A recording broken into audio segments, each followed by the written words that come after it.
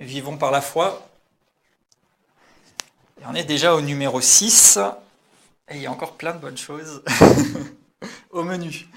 Et je voudrais simplement rentrer tout de suite, c'est-à-dire dans le sujet d'aujourd'hui, sans trop résumer, juste en guise d'introduction, Hébreux 11, 1, qui est notre passage de référence. Or, la foi, c'est une ferme assurance des choses qu'on espère et une démonstration de celles qu'on ne voit pas. Et puis ce chapitre nous donne beaucoup d'exemples d'hommes et de femmes qui ont vécu, qui ont marché par la foi, qui ont obtenu les promesses, qui ont vu la main de Dieu à l'œuvre, et se conclut en disant, mais même tous ces gens-là que nous admirons, en tout cas que j'admire souvent, ne sont pas arrivés à la perfection de la foi, parce que ça c'était réservé pour nous. Et le nous, c'est nous. Pour notre temps, pour la période dans laquelle nous vivons, parce que Dieu nous emmène et Dieu emmène son Église et son peuple de plus en plus dans la maturité, dans la révélation plus grande. Et nous vivons l'époque la plus enthousiasmante de l'histoire parce que Jésus arrive, Jésus revient. Et le temps du retour de Jésus est le temps le plus puissant et le plus enthousiasmant, oui, c'est le meilleur mot que j'ai trouvé, dans lequel nous puissions être, parce qu'en même temps nous attendons que le Seigneur revienne, mais en même temps nous n'attendons pas juste d'être arrachés à une réalité misérable, mais nous attendons avec action, nous attendons avec ardeur de le retrouver, et en même temps nous sommes dans l'action et nous sommes dans la vie de Dieu et nous pouvons déjà vivre le ciel sur la terre, et ça c'est quelque chose qui est vraiment merveilleux et qui fait partie intégrante de notre héritage. Alors aujourd'hui je voudrais aborder avec vous le sujet que j'intitule « La mesure et les progrès de la foi ». La mesure et les progrès de la foi. Donc on est à la session 6, comme je disais, la dernière fois on a parlé de la nourriture. Et on a vu combien c'était important aussi de se nourrir de la bonne chose et de nourrir notre foi. Et en fait, cette nourriture, comme dans la vie physique, elle nous permet d'avoir toute l'énergie dont on a besoin et aussi de grandir, se développer, avancer. Et aujourd'hui, je voudrais éclairer vraiment quelque chose qui, je crois, va encore ancrer certaines vérités dont nous avons tellement besoin dans notre marche au quotidien avec cette session-là, la mesure de la foi et les progrès de la foi. Et je commence tout de suite avec le premier point. Dieu nous a donné la mesure de la foi. Dieu nous a donné la mesure de la foi. Romains 12, verset 3. Romains 12, 3, on va prendre ce passage où il est question de la mesure de la foi, et je crois que je vais enlever des pierres dans le jardin de quelques personnes sur un passage qui a pu être parfois mal compris ou mal utilisé, et qui m'a posé problème à certains moments aussi, mais qui en fait est beaucoup plus simple et du coup qui nous simplifie la vie et qui doit être pour nous un encouragement aussi, une bénédiction dans notre vie de la foi. Alors Romains 12, verset 3, il est écrit « Par la grâce qui m'a été donnée, je dis à chacun de vous de n'avoir pas de lui-même une trop haute opinion, mais de revêtir des sentiments modestes selon la mesure de foi que Dieu a départie à chacun. » Alors la première partie du verset, elle est complètement applicable. Nous n'avons pas à avoir une trop haute opinion de nous-mêmes, mais souvent, j'ai envie de dire, pas une trop basse non plus. Parce que la tentation ici, c'est de dire oui, il faut être humble, et en fait, humilité, dans l'esprit encore de beaucoup de croyants, rime malheureusement avec humiliation. Alors que ce n'est absolument pas l'idée de Dieu. Mais ici, il nous dit de garder des sentiments modestes et de ne pas avoir une trop haute opinion de nous-mêmes. Pourquoi ? Parce qu'il y a une mesure de foi que Dieu a départie à chacun. Et je vais tout de suite éclairer avec le texte original cette expression. Et en fait, ce qu'il nous dit, c'est quand bien même vous vivez par la foi et vous obtiendriez des résultats par la foi et vous seriez, comme le disent les versets précédents, transformés par la parole de Dieu et renouvelés dans votre intelligence, ne pensez pas que ça vient de vous. Et même si dans toute cette série, je vous encourage et je nous stimule à grandir, à nous développer, à opérer, à fonctionner de plus en plus encore dans la foi, à un moment donné, nous devons aussi nous rappeler que ça ne vient pas de nous. Et si ça ne vient pas de nous, c'est qu'on n'a pas à s'en prévaloir. Mais aussi, si ça ne vient pas de nous, ça veut dire que ça ne dépend pas de nos propres limites. Et ici, l'expression « selon la mesure de foi que Dieu a départie à chacun », la traduction n'est pas top. si je peux dire. Et en fait, il y a une traduction qui est plus proche du grec, qui est la traduction de Martin, et qui donne véritablement le sens de ce passage, et qui dit « Selon que Dieu a départi à chacun la mesure de la foi ». Et je ne sais pas si vous captez la nuance, mais il y a une différence entre dire qu'il y a une mesure qui a été départie à chacun et la mesure de la foi. Et en fait, ici, le fossé dans lequel on peut facilement tomber, c'est de dire, Dieu a donné à chacun une mesure de foi. Donc lui, il en a plus, l'autre, il en a moins, et moi, j'en ai encore moins. Donc Dieu a donné à chacun une mesure, donc moi, j'ai pas beaucoup de foi, c'est ma mesure. Et un autre, il a beaucoup de foi parce que Dieu lui a départi ou distribué une autre mesure. Mais c'est faux. Le texte dit que Dieu a départi ou a distribué à chacun, et on pourrait dire à tout le monde, la mesure de la foi. Il y a une seule mesure. C'est la mesure de la foi. Et Dieu nous a donné, parce que l'épître aux Romains est adressée aux chrétiens, la mesure de la foi.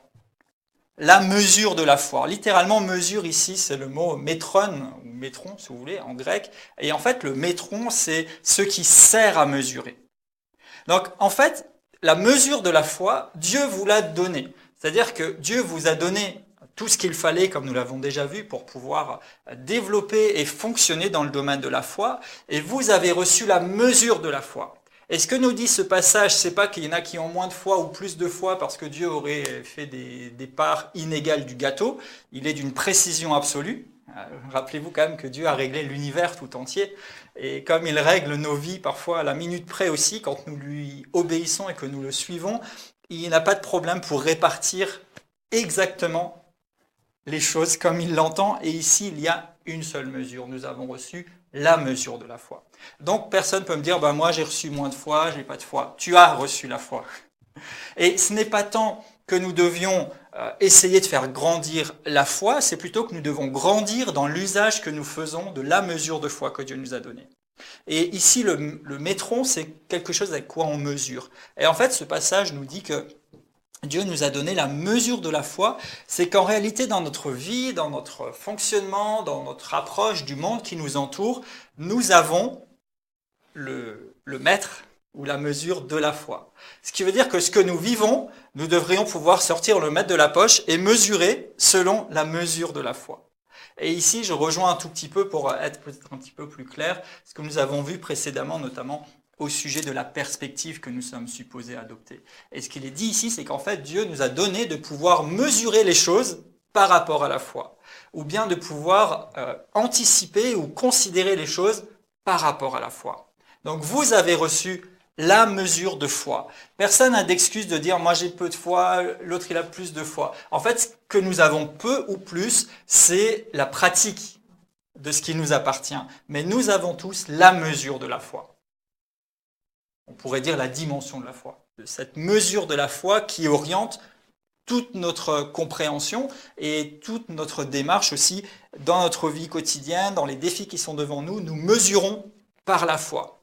Donc, quand je parle de mesure et de progrès de la foi, eh bien, nous sommes tous finalement au même point et nous avons tous à nous mettre en action parce que la mesure nous est donnée et c'est à nous d'apprendre à marcher avec et à développer, à en faire le meilleur usage possible. Donc, vous avez la foi. Et ça n'annule pas ce que nous avons dit dans les sessions précédentes, particulièrement la deuxième, nous disons d'où vient la foi. La foi vient de ce qu'on entend et ce qu'on entend de la parole de Dieu. Alors c'est quoi? On a la mesure de la foi ou bien elle vient? En fait, vous avez la mesure de la foi et c'est disponible dans votre esprit. Ça fait partie de cet héritage et de cette nature divine que nous avons. Et cette foi, ou la mise en action de cette foi, ou la révélation de cette foi, vient par la parole de Dieu. C'est-à-dire quand nous entendons, quand nous méditons la parole de Dieu, quand nous recevons le réma, ça vient éclairer et ça vient, on pourrait dire, allumer quelque chose dans la mesure de la foi que nous avons déjà, pour que nous puissions marcher avec et cheminer avec. Donc, chacun dispose de la mesure de la foi. Et Dieu a tout mis à notre disposition dans sa parole et avec tout ce que nous avons vu entre-temps aussi sur la nourriture et d'autres choses pour que nous puissions justement cheminer, nous développer et faire des progrès. Donc vous n'avez plus d'excuses avec Romains 12, 3 pour me dire que vous avez moins ou plus de foi. Nous avons la mesure de la foi.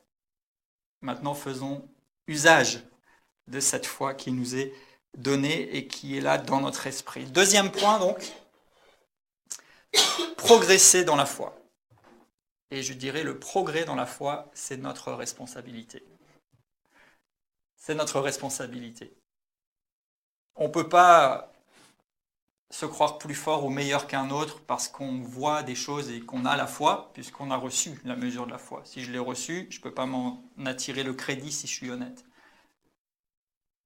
Mais je dois progresser dans cette foi. Rappelez-vous, Hébreux 11, 6, dont on a déjà parlé précédemment, il est écrit « Sans la foi, il est impossible d'être agréable à Dieu, car il faut que celui qui s'approche de Dieu croit qu'il existe et qu'il est le rémunérateur de ceux qui le cherchent. » Donc, si on veut plaire ou si on veut être acceptable à quelqu'un, c'est à nous de mettre en place un certain nombre d'actes et d'actions pour nous permettre de l'être et de le faire.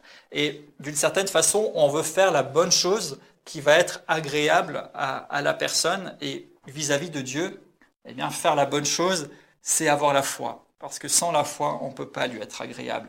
Et quand on dit ici sans la foi, encore une fois, ce n'est pas que nous ne la possédions pas. Et je refais ce parallèle brièvement en passant avec les paraboles de Jésus, où il dira, en fait, vous avez reçu quelque chose, mais c'est ce que vous allez en faire qui vous rend agréable ou pas au maître. Vous avez la foi, mais sans l'action de la foi, on pourrait dire, et là je prépare le terrain pour les prochaines sessions qui seront beaucoup plus pratiques aussi et qui nous mettront dans l'action, on ne peut pas lui être agréable. Et je voudrais dire par là que même si je crois dans mon cœur, on va le voir un tout petit peu plus loin avec Jacques, ça ne s'arrête pas là. Dieu attend l'action de ma foi. C'est ça qui lui est agréable. Vous savez, quelquefois on dit oui, c'est dans le cœur, ça se passe à l'intérieur. Et c'est vrai que ça commence à l'intérieur. Et je vous l'avais montré aussi à travers la parole de Dieu précédemment, mais si ça commence à l'intérieur, ce n'est pas supposé seulement rester à l'intérieur. Et l'une des tragédies, je dirais carrément, de la religion, c'est de tout intérioriser. On intériorise, on loue le Seigneur à l'intérieur, on saute de joie à l'intérieur, on crie à l'intérieur, on proclame la parole de Dieu à l'intérieur, mais sauf que ce n'est pas fait pour rester à l'intérieur, parce que sinon ça ne produit rien, c'est fait pour s'exprimer aussi, être mis en action. Et donc nous avons une action finalement à entreprendre, et il est dit que Dieu rémunère ceux qui le cherchent. Donc nous avons besoin de le chercher et de le faire avec une foi active. Je vais vous lire encore 3 passages dans lesquels il est question de ces progrès dans le domaine de la foi qui vont nous asseoir dans cette conscience, si ce n'est pas déjà fait, que nous avons notre part à faire et que nous sommes engagés à progresser et à finalement grandir, encore une fois, pas tant dans la foi elle-même, mais surtout dans l'usage et la pratique de notre foi, parce que tout a été mis à disposition, mais il nous faut le vivre et le développer. Alors, 1 Thessaloniciens 4, verset 1. 1 Thessaloniciens 4, 1. Il est écrit « Au reste, frères, puisque vous avez appris de nous comment vous devez vous conduire et plaire à Dieu, et c'est là ce que vous faites, nous vous prions et nous vous conjurons au nom du Seigneur Jésus de marcher à cet égard de progrès en progrès. » Donc ici, il dit, on vous a appris, c'est les apôtres, comment vous devez plaire à Dieu.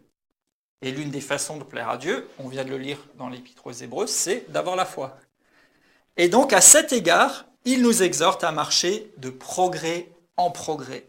Donc à faire toujours mieux, à progresser. Juste un tout petit peu plus loin, 2 Thessaloniciens 1, verset 3, on voit cette fois-ci que Paul, qui écrit une lettre un petit peu plus tard, se réjouit. Et il est dit ici dans 2 Thessaloniciens 1, 3, « Nous devons, frères, rendre continuellement grâce à Dieu à votre sujet, comme cela est juste, parce que votre foi fait de grands progrès, et l'amour de chacun de vous, tous à l'égard des autres, augmente de plus en plus. » Donc entre les 2 lettres, dans la première, il dit « Je vous exhorte à faire des progrès dans ce que vous savez être bon. » Il y a la foi, bien sûr, il y a aussi des pratiques plus du quotidien qui y contribuent. Et dans la deuxième lettre, il va dire « Je me réjouis maintenant parce que votre foi a fait de grands progrès ». Et je voudrais pouvoir dire la même chose en nous regardant, en nous considérant, ou peut-être au prochain rendez-vous de notre vie, j'ai envie de dire, peut-être dans quelques semaines ou dans une année, ou à un moment donné, pouvoir regarder et dire « Waouh, notre foi a fait de grands progrès ». Et encore une fois, sans prévaloir, mais je crois qu'on peut déjà le dire. Et en tout cas, pour ma part, quand je remonte en arrière un peu dans le temps, je dis « Waouh, ma foi a fait de grands progrès ». Et Paul se réjouissait de ce qu'ils ont fait des progrès. Donc, nous pouvons, et j'ai envie de dire, nous devons ou devrions vouloir progresser dans la foi, dans la pratique de ce qui est pour nous. Et Jésus va interpeller ses disciples dans Luc 17, versets 5 à 6. Il a un échange avec eux. Et en fait, les disciples vont faire une demande à Jésus. Et cette fois-ci, il ne va pas accéder à leur demande, mais il va plutôt souligner quelque chose qui est ici important aussi de prendre en compte pour nous. Luc 17, verset 5. Luc 17, 5, il est dit « Les apôtres dirent au Seigneur, augmente-nous la foi ». Qui a déjà fait cette prière?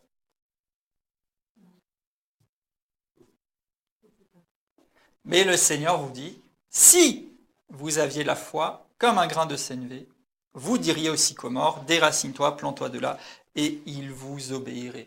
En fait, ce n'est pas une prière que le Seigneur a envie d'entendre et à laquelle il a envie de répondre. Vous n'avez pas besoin qu'il vous augmente la foi.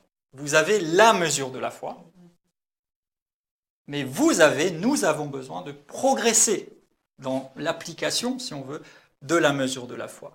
Maintenant, soit dit quand même ici qu'on est dans les évangiles, et comme j'aime à le souligner, les évangiles, c'est une période plutôt transitoire. Christ n'est pas encore mort ni ressuscité, donc l'héritage que nous possédons aujourd'hui n'était pas encore disponible.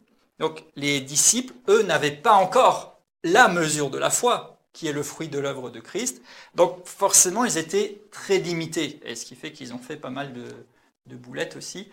Et pourtant, Jésus leur dit quand même, mais si vous aviez même un tout petit peu de foi, vous pourriez prendre autorité et voir les choses se manifester. Et en même temps, il leur ouvre les yeux sur quelque chose qui va venir.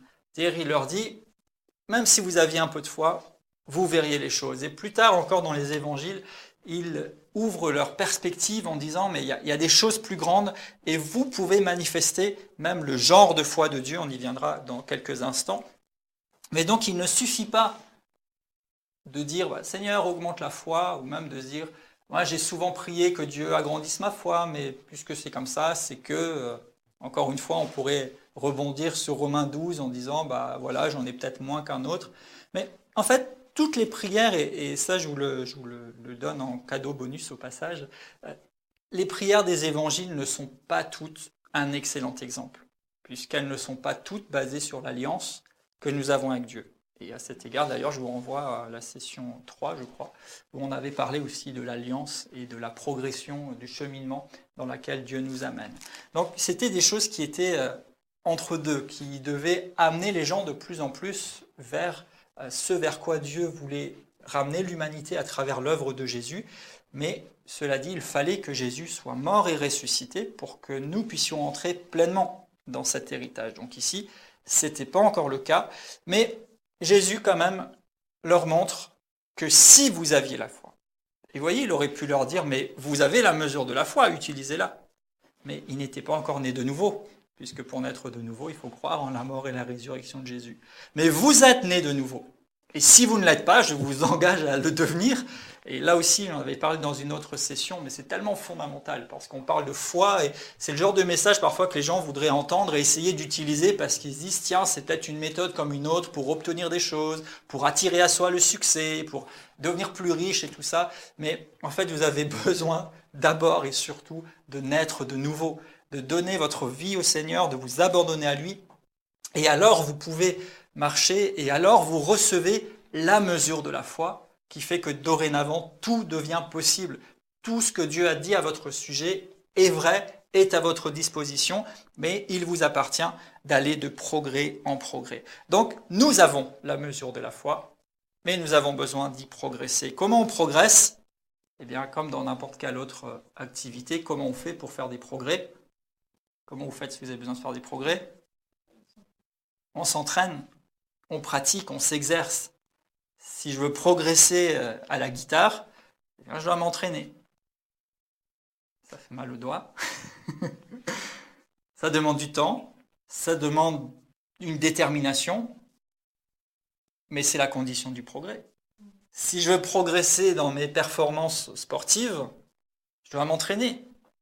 Ça demande de la sueur, ça demande du temps, ça demande peut-être d'acheter l'équipement qu'il faut, mais si je veux progresser, je dois pratiquer, je dois m'exercer. Et de la même façon, pour faire des progrès dans notre foi, eh bien, il nous faut pratiquer, il faut qu'elle soit mise en action. Si la foi existe vraiment, elle doit se voir dans vos actions. Et le champion biblique pour ça, c'est Jacques. Jacques, l'ami qui des fois nous met, pardonnez-moi l'expression, un bon coup de pied aux fesses, pour nous rappeler que c'est bien d'être spirituel et tout ça, mais soyons pratiques. Et s'il y a bien un livre dans l'écriture qui soit pratique, eh bien c'est celui de Jacques, et donc on va aller faire un petit tour. Dans l'épître de Jacques, et d'abord au chapitre 1er, et ensuite un petit peu plus loin au chapitre 2. Donc Jacques 1, 22.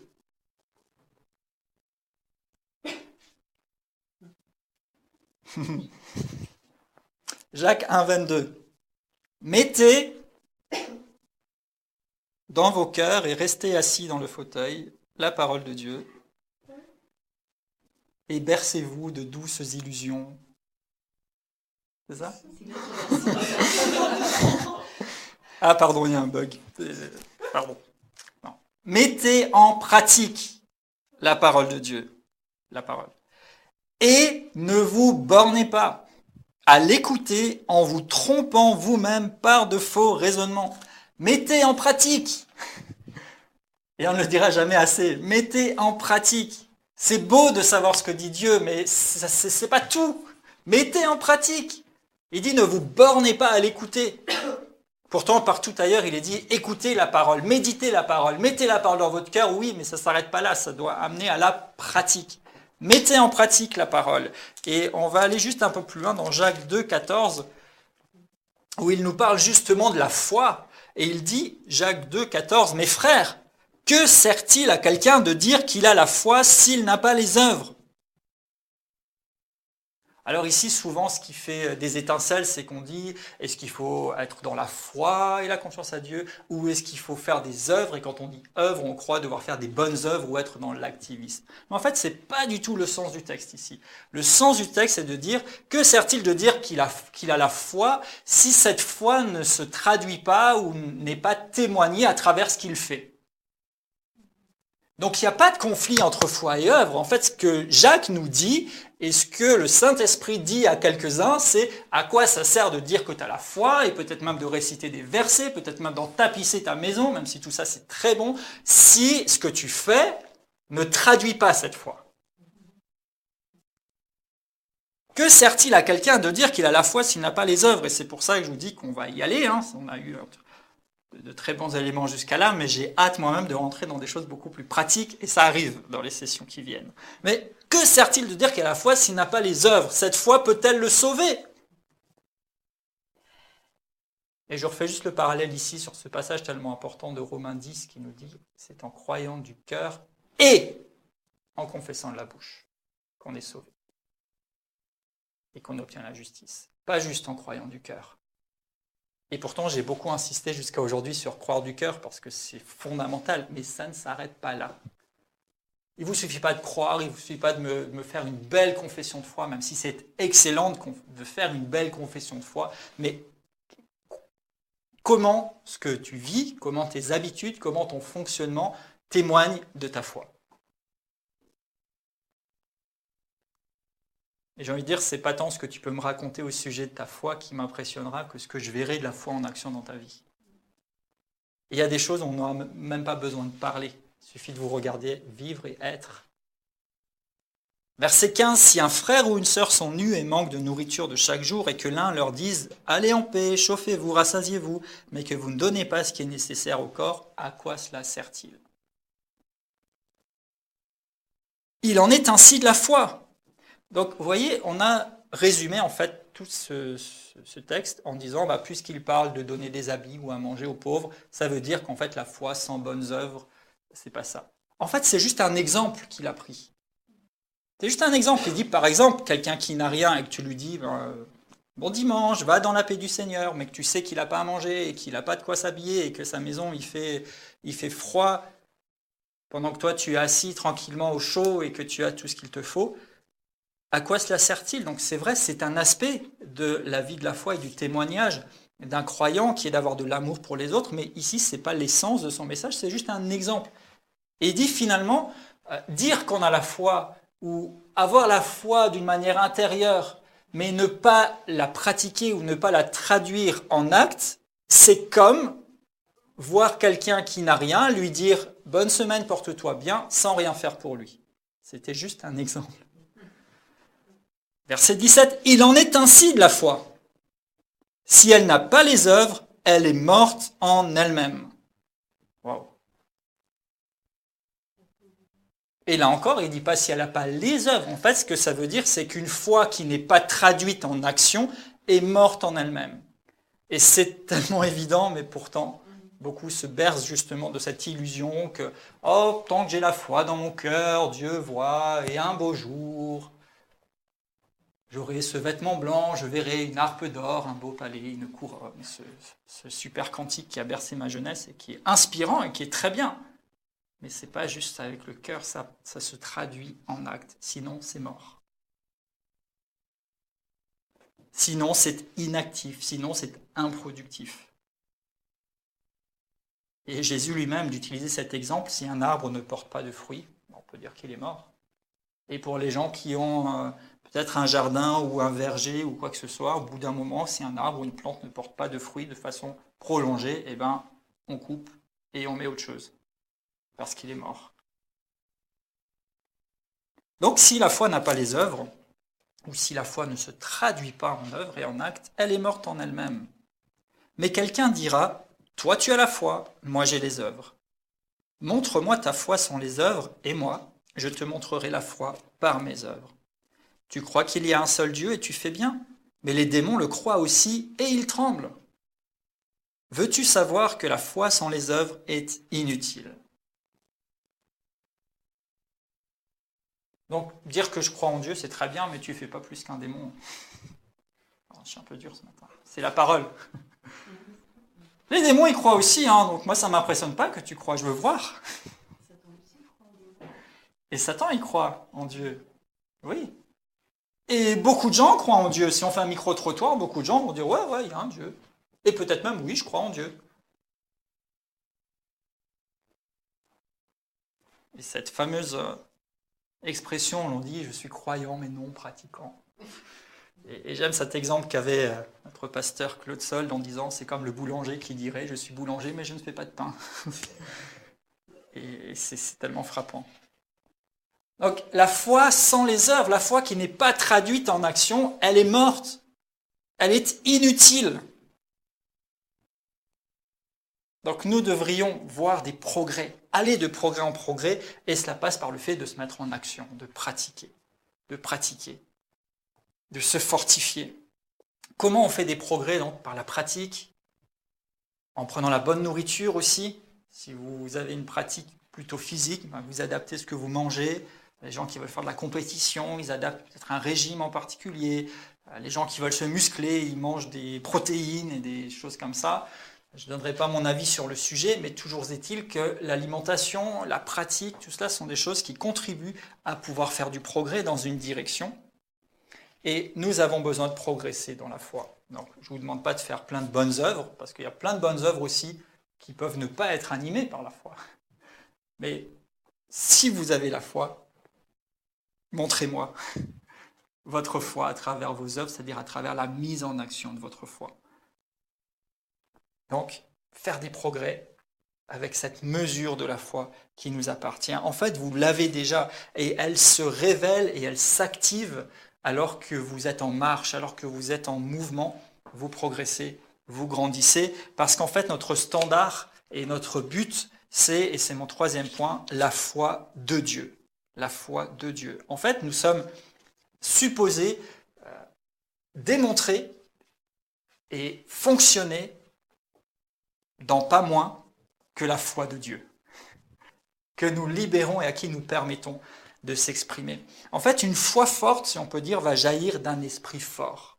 Et quand je dis foi forte, c'est pas tellement qu'il y ait une foi plus forte, une foi plus faible. En fait, c'est une pratique forte de la mesure de la foi ou une pratique faible de la mesure de la foi. Si votre esprit est fort, vous allez pratiquer la foi. Si votre esprit est affaibli, eh bien, vous allez être plus faible dans la pratique de la foi. Donc, ayons un esprit fort et appliquons, utilisons cette mesure de foi qui nous a été donnée. Là aussi, comment je fortifie mon esprit? La bonne nourriture, la parole de Dieu, l'exercice, mettre en pratique ce que Dieu me dit. Le repos, Dieu nous promet le repos. Si on veut progresser aussi et être bon, on doit équilibrer l'activité et le repos. Et nous avons accès à cette ressource extraordinaire qui est de pouvoir élever notre être vers Dieu aussi et s'exprimer par ce parler en langue et par ces dons de l'esprit dans notre vie qui nous font grandir et faire du progrès, qui sont de l'exercice. Et Paul dira à Timothée dans 1 Timothée 6,12, 1 Timothée 6,12, combat le bon combat de la foi. Saisis la vie éternelle à laquelle tu as été appelé. Donc là encore, il y a vraiment une notion d'action, une notion de... c'est carrément d'être un combattant, quoi. C'est-à-dire, on se bat pour quelque chose, on est en action, on est impliqué, on est consacré à une chose. Il dit, combat le bon combat de la foi, saisis la vie éternelle à laquelle tu as été appelé. Mais là encore, le combat de la foi, c'est pas que je vais me battre pour arracher quelque chose. Et en fait, le terrain de ma bataille, c'est de saisir ce à quoi je suis appelé. Saisis cette vie éternelle à laquelle je suis appelé, mais dont il ne manque plus que je m'identifie et que je vienne puiser dans ces ressources qui m'ont été mises à disposition. Donc ce combat consiste en fait à me tenir dans la foi, dans ce que Christ a déjà obtenu et accompli pour moi. Et il y en avait toute une accumulation d'exemples et de perspectives concrètes dans notre dernière session sur la nourriture, justement. Et bien, le combat, c'est de s'accrocher à ça et de saisir ça. Il est dit saisir. Et je vous rappelle, la toute première session, la foi, c'est finalement quelque part comme ce connecteur, un petit peu comme si nous étendions une main intérieure et que nous saisissions ce que Christ a accompli pour nous. Donc, l'action doit accompagner notre foi et c'est ce qui va nous faire progresser. Et il y a différents aspects et ça m'amène au troisième point qui est justement la foi de Dieu et qui, je crois, va être encore pour nous un rappel ou sinon en tout cas un standard qui doit nous inspirer dans notre vie de la foi. Et quand je dis la mesure de la foi et les progrès de la foi, en fait il y a même cette idée qui est ressortie aux Thessaloniciens qui est d'aller de progrès en progrès. Peut-être que quelques-uns sont déjà un petit peu plus loin qu'il y a un moment dans leur vie, et gloire à Dieu pour ça, et tant mieux. Peut-être que quelques-uns sont plus loin que la moyenne, et tant mieux. Mais il y a encore d'autres choses. Jusqu'à ce que nous parvenions, et ça c'est Paul qui disait ça aux Éphésiens 4, à la stature parfaite de Christ. Et en fait, le standard de la foi, eh bien, c'est carrément la foi de Dieu. Alors Marc 11, c'est la perspective que Jésus donne lui-même aux disciples et qui continue finalement de poser la base et de tracer une certaine ligne pour chacun de nous. Marc 11, on va prendre à partir du verset 22.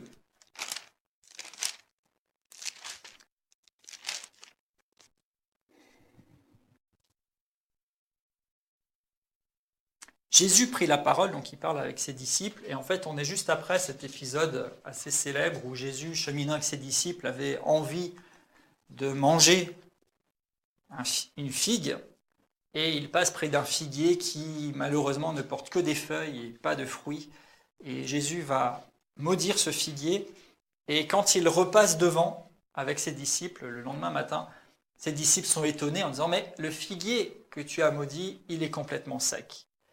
Et donc Jésus leur dit, au verset 22, ayez foi en Dieu. Je vous le dis en vérité, si quelqu'un dit à cette montagne, ôte-toi de là, jette-toi dans la mer, et s'il ne doute point dans son cœur, mais qu'il croit que ce qu'il dit arrive, il le verra s'accomplir.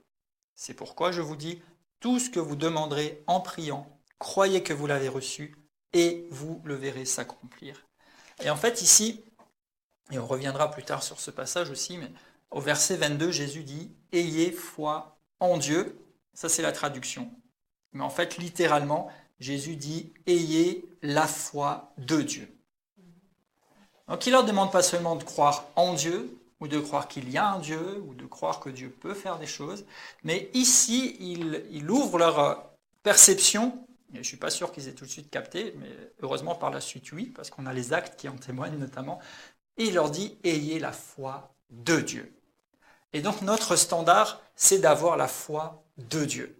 En fait, croire en Dieu, croire que Dieu existe, c'est une étape qui nous permet de nous tourner vers lui et qui nous permet aussi d'apprendre à lui faire confiance, puisqu'on l'a vu, Hébreux 11.6, il faut croire que Dieu existe et qu'il est le rémunérateur de ceux qui le cherchent, etc.